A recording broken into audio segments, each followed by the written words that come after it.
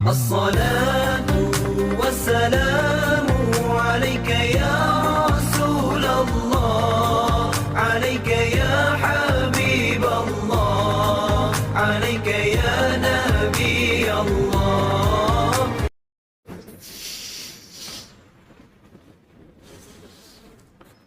Bismillahirrahmanirrahim. Assalamualaikum warahmatullahi wabarakatuh. Alhamdulillahi rabbil alamin.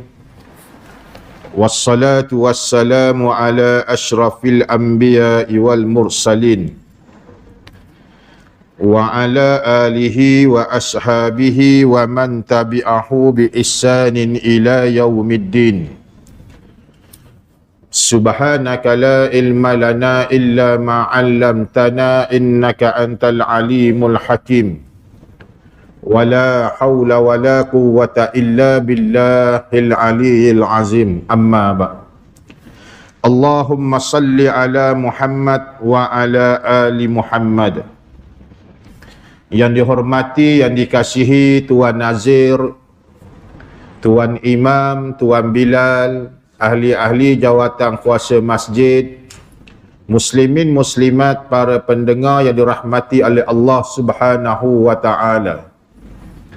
Alhamdulillah, pertamanya marilah kita sama-sama memanjatkan kesyukuran kehadrat Allah Subhanahu wa taala, kerana dengan izin Allah dapatlah lagi sama-sama kita berada di dalam rumahnya. Mudah-mudahan duduk kita dalam rumah Allah dalam keadaan kita niat beriktikaf mendapat pahala yang besar di sisi Allah Subhanahu wa taala.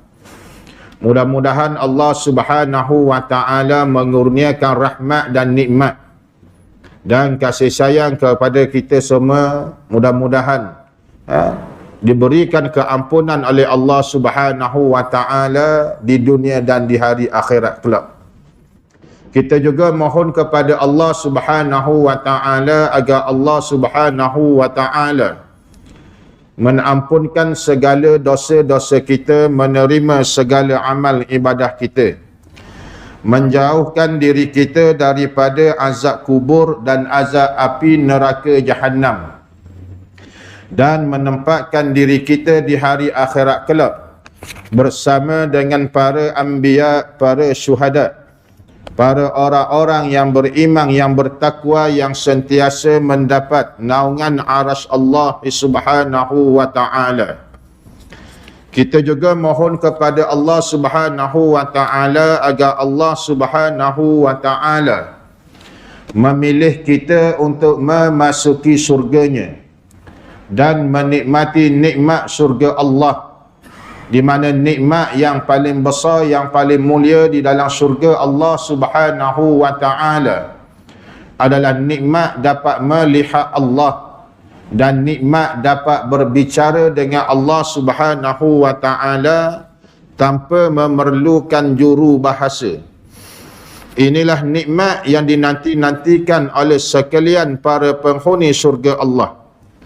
Jadi mudah-mudahan kita semua yang ada di dalam masjid pada ketika ini, sahabat-sahabat kita yang mengikuti kuliah secara dalam talian, mudah-mudahan dipertemukan kembali oleh Allah Subhanahu wa taala di hari akhirat kelak di dalam syurganya, kerana sabda Nabi sallallahu alaihi wasallam, barang siapa yang berada di dalam majlis ilmu seumpama berada di taman-taman syurga Allah Subhanahu wa taala. Jadi alhamdulillah, muslimin muslimat, para pendengar yang dirahmati oleh Allah, sementara kita menunggu masuknya salat fardhu isya, kita duduk seketika dalam majlis ilmu, dalam kuliah bulanan pengajian kitab Sakaratul Maut. Kita masih pada bab yang ke-6, yakni bab ketika isi kubur dibongkarkan. Ketika isi kubur dibongkarkan. Jadi mudah-mudahan dengan sedikit huraian dan pencerahan, memberikan pengajaran ke atas diri saya dan sekalian yang hadir, untuk sama-sama kita dapat membuat persiapan membuat persediaan bagi menghadapi akan kematian yang pasti yang wajib kita lalui. Qala muallim rahimahullahu ta'ala, dan berkata pengarang kitab rahimahullahu ta'ala, mudah-mudahan Allah subhanahu wa ta'ala mengurniakan rahmat dan nikmat kepada ulama yang mengarangkan kitab. Kepada yang mendengarnya, mudah-mudahan kita semua dapat mengambil iktibar, mengambil pengajaran daripada apa yang dituliskan oleh ulama di dalam kitabnya yang bersumberkan daripada Al-Quran dan hadis Nabi sallallahu alaihi wasallam serta hujah para ulama. Allah subhanahu wa ta'ala berfirman, qul yuhyihallazi ansha'aha awwala marrah wa huwa bikulli khalqin alim. Maka jawablah ya Muhammad, ia akan dihidupkan oleh Tuhan yang menciptakannya kali yang pertama, dan dia maha mengetahui tentang segala makhluk. Baik. Ayat ni diturunkan ketika satu peristiwa yang Al-As bin Wa'il dijumpa dengan Nabi sallallahu alaihi wasallam ketika bapa penderhaka ni lah yang membawa tulang belulang yang telah hancur, diketuk sehingga hancur, dan Al-As bin Wa'il ini bertanya kepada Nabi sallallahu alaihi wasallam, "Hei Muhammad." Nah, dia tak panggil ya Rasulullah, ya Muhammad, tak dipanggil macam kawan-kawan dia je lah. Nah, dari bapa penderhaka. Dah. "Hei Muhammad, atas tulang yang aku bawa ni ada tulang-tulang yang aku ketuk sampai hancur dah. Sekarang ni aku ingin bertanya kepadamu ya Muhammad, hei Muhammad, siapakah yang akan menghidupkan tulang belulang ni?" Dah. Siapakah yang akan menghidupkan tulang belulang ni, yang telah aku ketuk sampai hancur ni?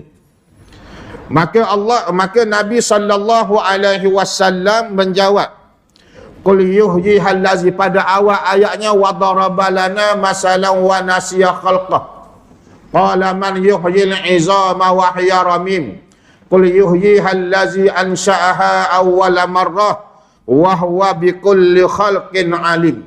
Maka ya Muhammad, jawablah kepada bapa penderhaka ni, ia akan dihidupkan oleh Tuhanmu, yakni Allah, yang menciptakan kali yang pertama, dan dia maha mengetahui segala tentang makhluk ni. Maka Allah lah yang akan menghidupkan kita di hari akhirat. Kerana sebelum Nabi sallallahu alaihi wasallam menjawab kepada Al-As bin Wa'il, Nabi kata apa? "Wahai Al-As, sesungguhnya kamu akan mati. Allah Ta'ala akan mematikan kamu, kemudian membangkitkan kamu kembali, menghidupkan kamu kembali, dan memasukkanmu ke dalam api neraka Jahannam. Inilah balasan bagi orang yang durhaka kepada Allah Subhanahu wa ta'ala." Sebab kita ni akan dibangkitkan di hari akhirat esok-esok bersama dengan orang yang kita suka.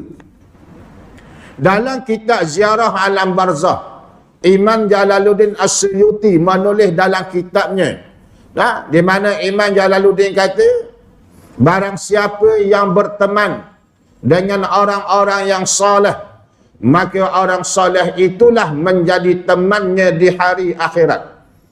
Barang siapa yang berteman dengan orang-orang yang lalai, orang yang durhaka, orang yang munafik, maka itulah temannya di hari akhirat.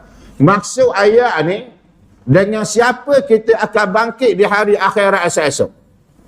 Kalau hari ini kita sayang kepada ulama', kita cintakan ulama', kita cintakan orang soleh, kita cintakan orang beriman, orang yang bertakwa, maka mereka lah yang menjadi teman kita esok-esok di hari akhirat dan juga di dalam syurga Allah Subhanahu wa ta'ala. Dan begitulah sebaliknya. Kalau kita berkawan dengan orang yang lalai, orang yang durhaka, dan kita pun turut durhaka kepada Allah. Nah, kalau kita durhaka kepada Allah Subhanahu wa ta'ala, maka ketuanya adalah Al-As bin Wa'il. Jika kita bermusuh dengan Allah Subhanahu wa ta'ala, maka di hari akhirat esok-esok, kita ni bangkit bersama dengan musuh-musuh Allah. Jadi ingatlah tuan-tuan, muslimin, muslimat, para pendengar yang dirahmati oleh Allah. Maka bertemanlah dengan orang-orang soleh. Kerana orang-orang soleh ini juga boleh memberi syafaat kepada kita di hari akhirat kelak, di yaumul mahsyar. Seandainya kita ini dicampakkan ke dalam api neraka jahannam, wa na'udzubillah. Nah, maka teman-teman kita yang soleh, yang baik, yang taat pada perintah Allah Subhanahu wa ta'ala berada di dalam surga. Mereka akan mencari kita ni. Seandainya dia mendapati kita ini sedang diazab oleh Allah di dalam api neraka jahannam, maka mereka ini akan memohon syafaat daripada Allah, diambil kita ni dalam api neraka, bawa keluar. Inilah di antara kelebihan dan keistimewaannya berkawan dengan, berteman dengan orang-orang soleh. Nah, maka jika ada kawan kita orang soleh yang ajak kita kepada surga, yang ajak kita pada beriman kepada Allah, jangan lepaskan. Ikat dan peganglah dia supaya menjadi teman dunia dan di hari akhirat kelak. Baik. Maka demi Allah, sesungguhnya kita ini akan dibangkitkan oleh Allah di hari akhirat kelak, seperti mana kita dibangunkan dari tidur. Kita dibangkitkan dalam keadaan bertelanjang, tidak berkhatan, dan tanpa memakai selipar. Mana bangkit dalam keadaan berkaki ayam. Bukan kaki ayam hok 3 jari tu. Nah, bangkit dalam keadaan tak pakai kasut lah. Oh, kalau gitu ustaz, mati esok-esok pakai kasut siap-siap lah. Itu kerjaan bodoh nama dia. Nah, tak ada orang bangkit esok-esok ada hak yang pakai kasut apa ni, red wing ke. Nah, kasut naik ke tak ada, kasut batal ke tak ada. Semuanya berkaki ayam, termasuklah para nabi, para rasul. Semuanya sama bangkit dalam keadaan bertelanjang. Siti Aisyah radhiyallahu anha bertanya, "Ya Rasulullah, adakah semua makhluk ni akan bangkit dalam keadaan bertelanjang?" Nabi jawab, "Naam, termasuk aku." Oh, kalau gitu terdedah habislah segala aurat. Maka Nabi jawab, "Wahai Aisyah, di yaumul mahsyar, di padang mahsyar esok, masing-masing manusia ni sibuk dengan urusan masing-masing. Tak ada masa dah nak tengok aurat siapa. Masing-masing berada dalam keadaan ketakutan. Masing-masing berada dalam keadaan keresahan, kebimbangan di hari akhirat esok, sementara menunggu hari perbicaraan di hadapan Allah, di mana kita semua ini berdiri ribuan tahun menantikan perbicaraan di hadapan Allah Subhanahu wa ta'ala. Kerana jelas Allah Ta'ala sebut dalam Al-Quran, وَلَقَدْ جِئْتُمُنَّا فُرَدًّا كَمَا خَلَقْنَاكُمْ أَوَّلَ مَرَّةٍ وَتَرَكْتُمْ مَا خَوْلَانَكُمْ وَرَاءَ ظُهُورِكُمْ وَمَا نَرَى مَعَكُمْ شُفَعَاءَكُمُ الَّذِي زَعَمْتُمْ أَنَّهُمْ فِيكُمْ شُرَكَاء لَقَدْ تَقَطَّعَ بَيْنَكُمْ وَضَلَّ عَنكُمْ مَا كُنْتُمْ تَزْعُمُونَ." Dan sesungguhnya kamu telah datang kepada kami sendiri-sendiri, sebagaimana kami, yakni Allah, ciptakan dulu pada mulanya, dan kamu tinggalkan di belakangmu di dunia ini apa-apa yang telah Allah Ta'ala kurniakan. Mana kita menghadap Allah Subhanahu wa ta'ala esok, kita tidak bawa apa-apa kurniaan pun. Ada pakak besar macam mana pun atas dunia hari ini, ada pangkat, darjat, jawatan, kekuasaan, mati esok-esok hanya kita membawa amalan sahaja. Carilah dunia dan kekayaan ini sebanyak mungkin, tetapi hanya untuk 3 helai kain kafan. Duit banyak dalam bank, berbilion-bilion, ratusan ribu, ratusan ringgit sekalipun, tapi hanya untuk 3 helai kain kafan. Tak ada orang awak masuk dalam kubur ni dengan hartanya sekali. Cuma kita mengharapkan doa pula. Dah mati ni tak ada dah amalan. Tak ada mayat bersembahyang dalam kubur, tak ada mayat ngaji Quran, tak ada mayat berzikir, tak ada mayat bersedekah, tak ada. Yang kita harapkan esok-esok adalah doa daripada orang yang hidup. Dan satu amaran keras daripada Nabi sallallahu alaihi wasallam. Nabi marah kita mendewa-dewakan kubur, memuja kubur. Tak. Kerana orang yang mendewakan kubur ni, memuja kubur ni sama seperti melakukan penyembahan. Tak, melakukan penyembahan kepada berhala. Ini yang berlaku dalam masyarakat Islam kita hari ini. Di Malaysia mungkin tak ada lagi. Tapi di Indonesia, di luar negara Malaysia sudah berlaku. Dan tak mustahil dia boleh merebak, menular masuk ke dalam negara kita. Kalau kita tidak jaga akidah kita, tidak jaga iman kita. Tak berlaku di negara jiran. Mereka mendewa-dewakan kubur para wali-wali mereka dengan memasang bunga-bunga. Buat kubur ni dah macam kuih kek nampak ni. Kuih kek cheese yang meleleh. Lepas tu dengan bunga-bunga, dengan lampu-lampu. Hak yang terbaru berlaku di luar negara jugalah. Sekumpulan, dia dianggap ni golongan sufi. Dia kata baru saja landing ke bumi setelah berada di Sidrati Muntaha selama 10 hari. Dia kata dia naik sampai Sidrati Muntaha, duduk 10 hari di Sidrati Muntaha, mustawa. Dia kata berjumpa dengan Allah Ta'ala. Oh, berat. Di luar negara, kalau benda perkara macam ni kita tak sekat daripada awal, tak mustahil dia boleh menular masuk ke dalam negara kita. Tak. Ni yang berlaku orang Islam. Tak. Hak bagi masuk dulu pun dah ramai dah.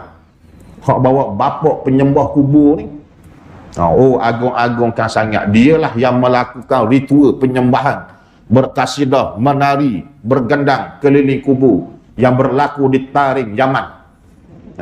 Molek-molek ada bawa masuk ke dalam negara, nak sesatkan orang Islam di Malaysia ke lagu mana? Orang yang cetek ilmu, yang tak ada asas ilmu agama ni, dia tengok, benda ni baik. Sedangkan Nabi pesan dah dalam hadis, barang siapa yang melakukan amalan hak yang tidak datang daripada aku, yakni Allah dan Rasul, maka amalan itu tertolak. Walaupun dia nampak macam agama, tapi bukan daripada Nabi, tertolak. Imam Al-Qurtubi rahimahullahu ta'ala sebut dalam kitabnya, selagi mana ada perkara ataupun hadis yang sahih, hujah yang sahih, maka amalan yang palsu, yang lain, mana yang termasuk yang doa juga tertolak. Sebab tu kita kena ingat betul-betul. Kita nampak, bagus, bak ziarah kubur tu bagus dah. Memang Nabi menggalakkan kita ni ziarah kubur.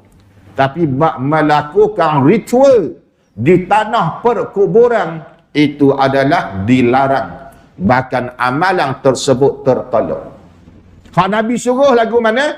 Nabi suruh pergi ziarah dan berdiri barang seketika supaya mengingati hari perhimpunan yang maha hebat di Yaumul Mahsyar. Berdoa. Sebab Nabi saat-saat akhir Rasulullah sallallahu alaihi wasallam sebelum Rasulullah wafat, Nabi pergi ziarah tanah perkuburan Baqi' Al-Gharqad. Diriwayatkan 3 hari ataupun 2-3 hari sebelum Rasulullah meninggal, tapi dalam kitab sirah tu saya baca 3 hari sebelum Rasulullah wafat, Nabi masih lagi pergi ziarah kubur yang berhampiran di rumahnya, yakni tanah kubur Baqi'. Nabi pulang di tengah malam, Nabi ambil sehelai kain dan Nabi ikatkan di kepalanya kerana Nabi pening, rasa pening lah. Dan ditanya oleh Siti Aisyah radhiyallahu anha, "Ya Rasulullah, aku melihat hampir setiap malam mu ni keluar di tanah kubur. Buat kenapa kok?" Tapi tak cakap teranung gitulah. Jangan kata Nabi cakap teranung pula. Mampu aku nak menjawab. Maka kata Nabi sallallahu alaihi wasallam, apa kata Rasulullah? Sesungguhnya orang yang mati mengharapkan doa daripada kita orang yang hidup. Bukannya melakukan ritual seperti mana menjadi amalan masyarakat orang Islam hari ini. Dengan letak bunga-bungaan yang banyak, batu dengan batu nesang, dibalut dengan macam-macam lah. Saya ada video dia. Video hak yang kata 10 orang ni bermalam di Sidratil Muntaha pun saya ada video dia. Video yang melakukan ritual di tanah perkuburan pun ada. Orang tu dalam gambar tu pernah masuk ke negara kita. Bulan lepas pun ada mari. Itulah bapa penyembahan kubur yang sebenar. Hak yang boleh menyesatkan umat Islam. Berhati-hati tuan-tuan. Walaupun dia mari dengan imej keterampilan dia, dengan berjanggut, dengan berjubah, dengan berseban. 2 minggu lepas saya pergi kuliah subuh di Shah Alam. Setelah selesai kuliah subuh ni, duduk menjembang sarapan tu, ada seorang jemaah beritahu kepada saya, kata, "Ustaz, anak saya ngaji di Yaman dan berkahwin di Yaman." Berkahwin di Yaman. Anak akad nikah di Yaman lah, di Tarim. Selepas akad nikah dengan ustaz yang saya maksudkan itu, dia kata apa? "Saya bawa anak saya dan menantu saya ni pergi ke satu tempat yang lain di Eden, di Yaman juga, akad nikah semula." Akad nikah semula. Saya tanya, "Gua nak akad nikah balik?" Kata, "Saya tidak berkeyakinan dengan juru nikah yang hak mula-mula tu tadi." Sebab apa? Dia kata, "Jalan 5 nalakah berhenti." Orang tanya, "Gua ni?" "Oh, nampak Nabi. Nampak Nabi, nampak Nabi, nampak Nabi." Lepas tu duk cerita, jaja mimpi Nabi ni setiap malam jumpa dengan Rasulullah sallallahu alaihi wasallam. Baik dalam keadaan mimpi maupun dalam keadaan jaga. Sedangkan tidak ada mana-mana riwayat sekalipun. Kalau kata hak mimpi Nabi ni Siti Aisyah lah yang selayaknya. Sebab apa? Sebab Siti Aisyah yang sehidup dengan Nabi, tidur sebatang dengan Nabi, seselimut dengan Nabi. Tapi tak ada pun riwayat mengatakan Siti Aisyah ini bermimpi bertemu dengan Rasulullah sallallahu alaihi wasallam. Mari siapa ke dia? Dia kata setiap hari bertemu dengan Rasulullah, baik dalam keadaan jaga maupun dalam keadaan mimpi. Ianya sesuatu yang mengaruh. Sebab mimpi jumpa dengan Rasulullah ni bukan semua orang boleh dapat. Dia boleh kata hari-hari jumpa. Orang kita ni percaya sangat. Percaya berdoa lalu. Kalau kata sekali boleh tahan kira juga. Paling banyak pun 3 kali lah dalam seumur hidup. Dia kata 3 kali jumpa dengan Rasulullah dalam mimpi. Tu boleh diterima lah. Ni kau siapa larat tiap-tiap hari. Hebat benar dia. Sampaikan ada seorang ustaz kata apa? Jika kamu nak tengok Rasulullah, tengoklah dia ni. Super dia kata. Nak tengok Nabi, tengok muka orang ni. Sama lah. Satu perkara yang mengarut juga tu. Kerana telah menyamakan orang ni dengan Rasulullah sallallahu alaihi wasallam. Tuan-tuan, ingat, kita dibangkitkan di hari akhirat esok bersama dengan siapa yang kita sanjung. Kalaulah orang ni dia sanjung kawan tu, hak yang duk mimpi jumpa Nabi hari-hari ni, dialah jadi ketua esok di padang mahsyar. Mudah-mudahan Allah Subhanahu wa taala berikan dia hidayah. Saya tak payah sebut nama dia. Kalau saya sebut ni, tuan-tuan tahu siapa dia. Tapi bulan lepas memang dia ada mari di Malaysia. Baik. Kerana kita dibangkitkan dari kubur dalam keadaan bingung, takut dan cemas, kecuali orang-orang yang dirahmati oleh Allah Subhanahu wa ta'ala. Kita bangkit di hari akhirat esok-esok dalam keadaan ketakutan, dalam keadaan keresahan, dalam keadaan kebingungan, kecuali orang-orang yang dirahmati oleh Allah, orang yang mendapat naungan aras Allah Subhanahu wa ta'ala. Macam kita bangun pada tidur lah, bangkit dia mamai. Kecuali orang yang iman dia kuat, istiqamah dalam ibadah, dia bangkit dalam keadaan tenang. Dia akan bangkit macam kita ni.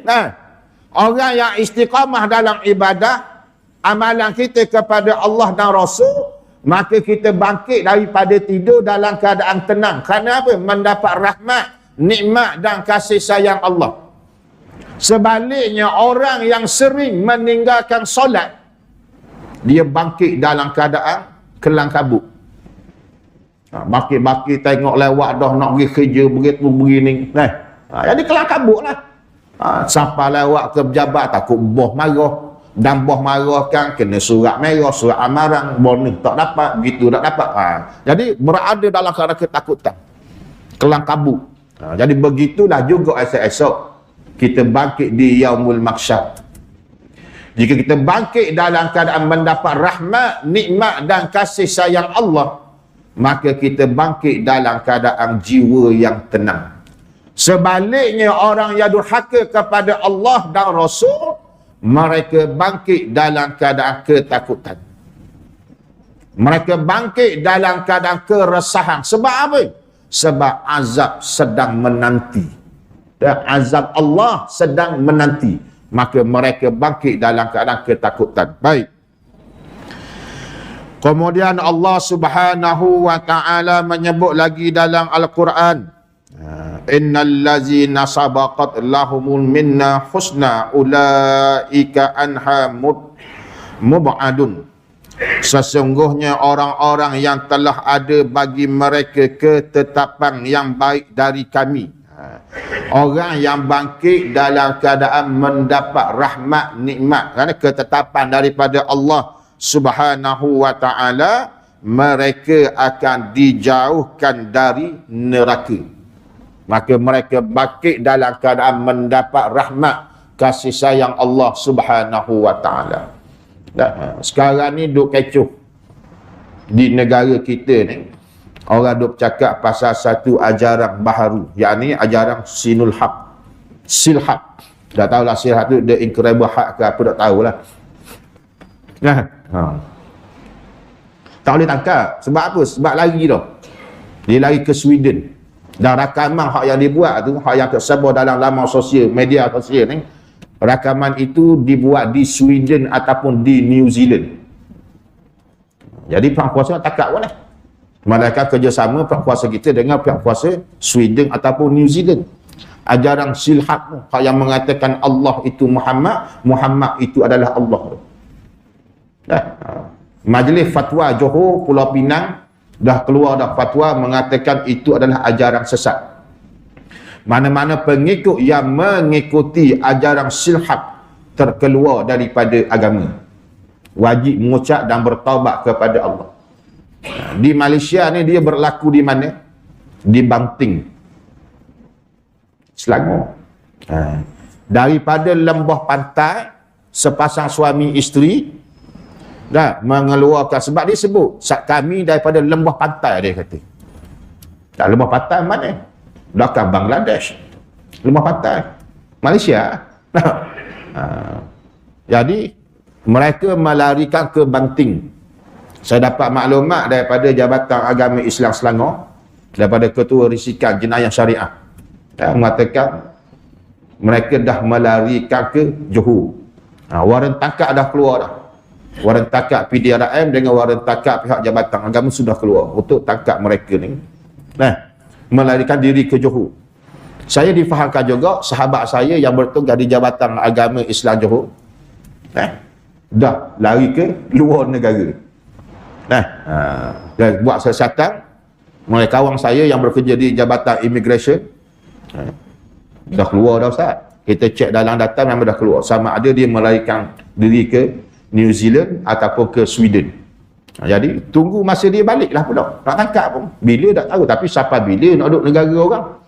Tak sampai masa dia akan balik. Tapi nak ceritanya ajaran hak yang dia bawa ni, sulhat ni, yang mengatakan Allah itu Muhammad, Muhammad itu adalah Allah, adalah sesat dan menyesatkan. Sebab dia kata Muhammad ni, Nabi ni tidak beranak dan tidak diperanakkan. Hal yang Nabi buat tu dia kata, hal yang Nabi makan, berkahwin, itu hanyalah lakonan semata-mata. Jadilah terkeluar daripada agama Islam. Jadi bahaya tuan-tuan. Beringatlah. Takut ada di kalangan masyarakat kita, komuniti kita ni terlibat sama.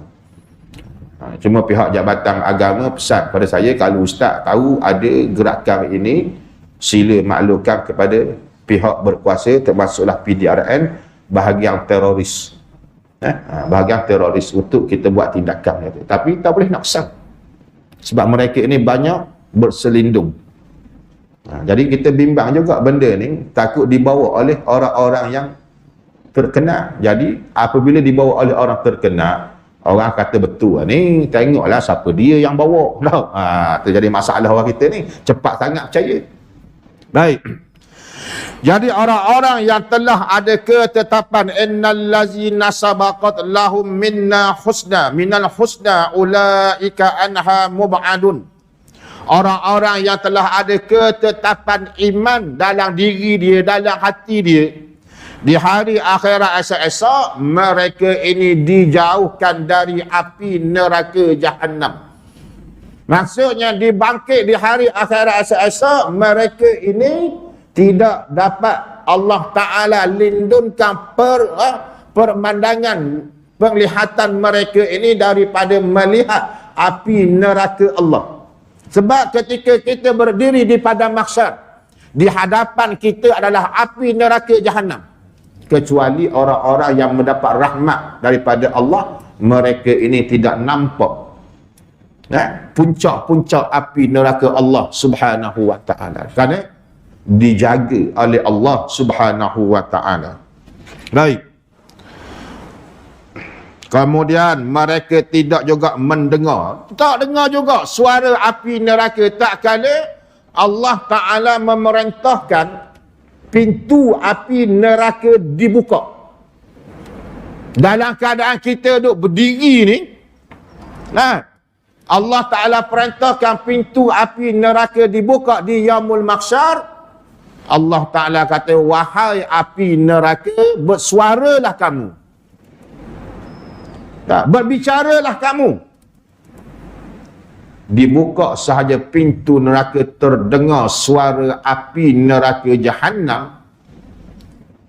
Makhluk ini, manusia yang pada awalnya berdiri di atas telapak kaki, masing-masing terduduk di atas kepala lutut masing-masing. Kerana ketakutan mendengar suara api neraka Allah. Kecuali orang yang mendapat rahmat, nikmat dan kasih sayang Allah, mereka sedikit pun tidak mendengar suara api neraka.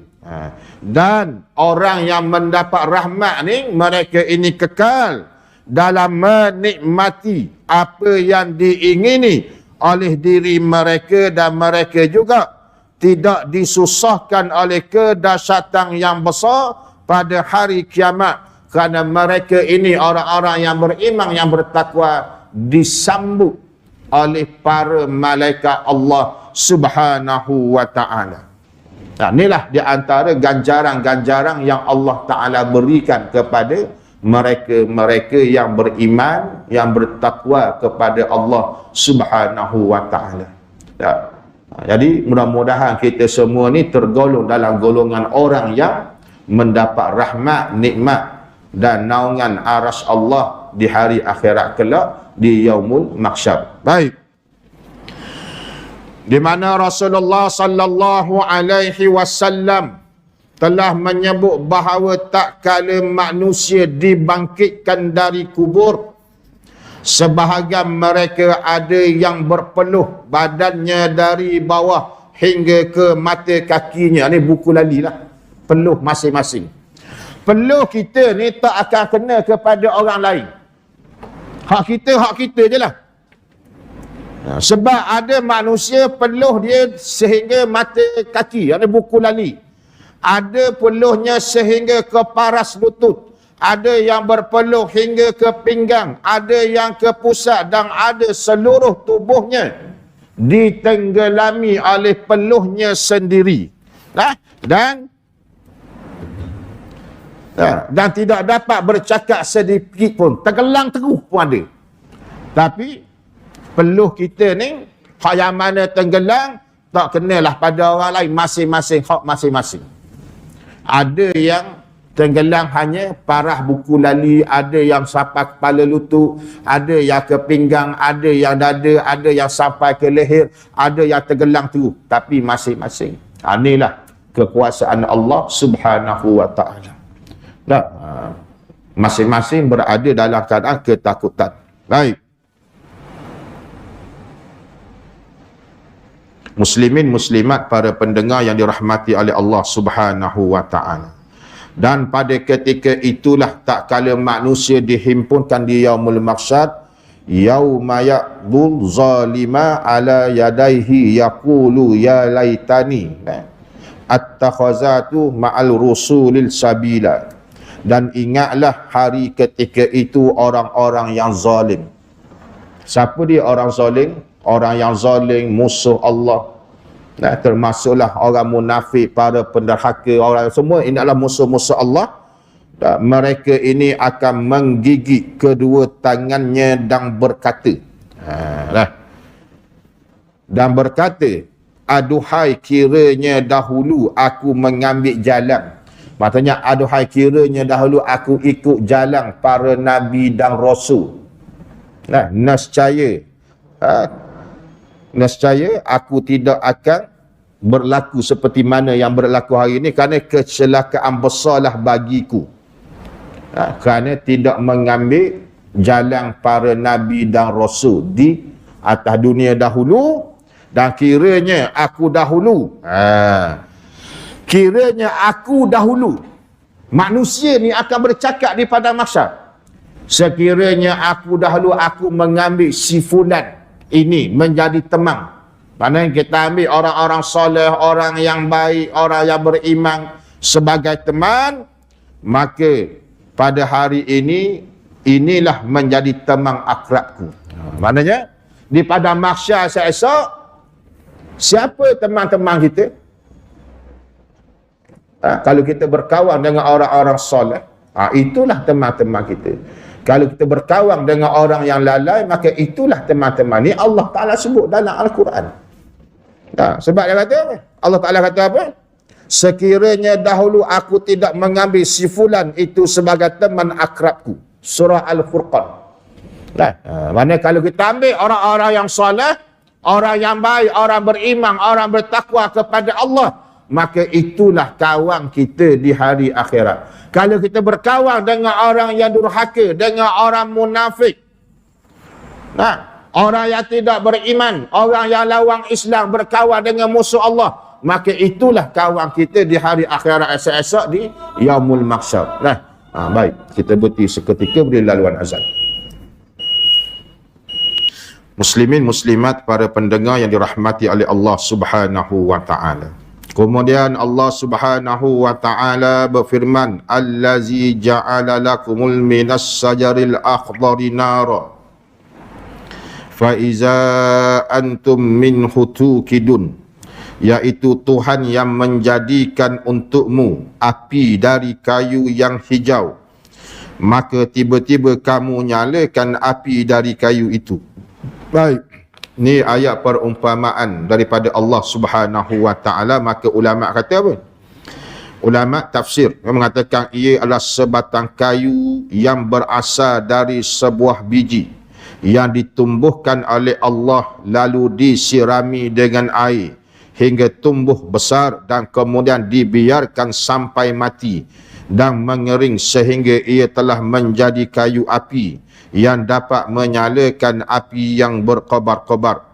Dan ada juga ulama tafsir mengatakan bahawa maksudnya iaitu kayu yang berasal dari pohon al-maraq di bumi Hijaz, yang bila salah satunya digosokkan ke yang lain maka terpecihlah api dari keduanya.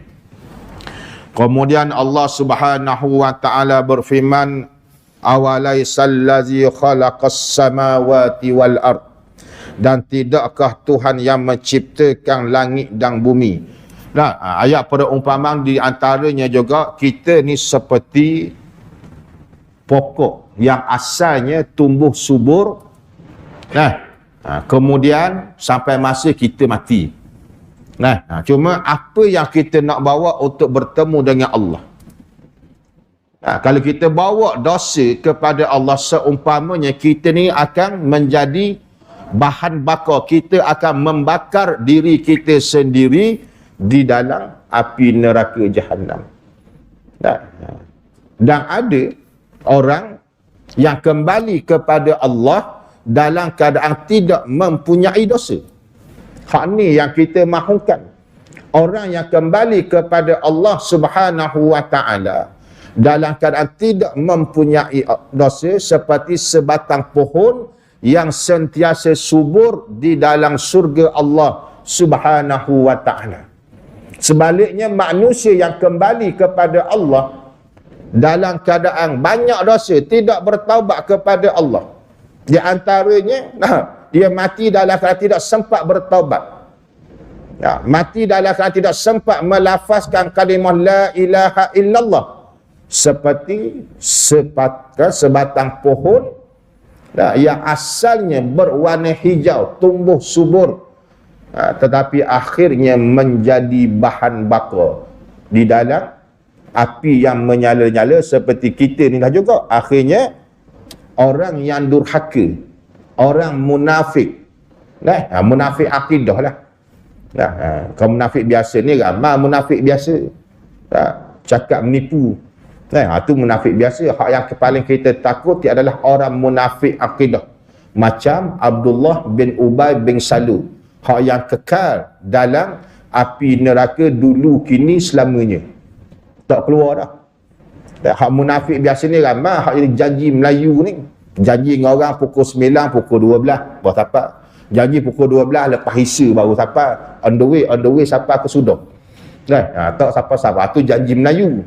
Tapi kalau dia sempat bertaubat kepada Allah, dia kembali kepada Allah dalam keadaan dapat melafazkan kalimah la ilaha illallah, maka dia kembali kepada Allah dalam keadaan tidak mempunyai dosa. Sebab Nabi kata apa?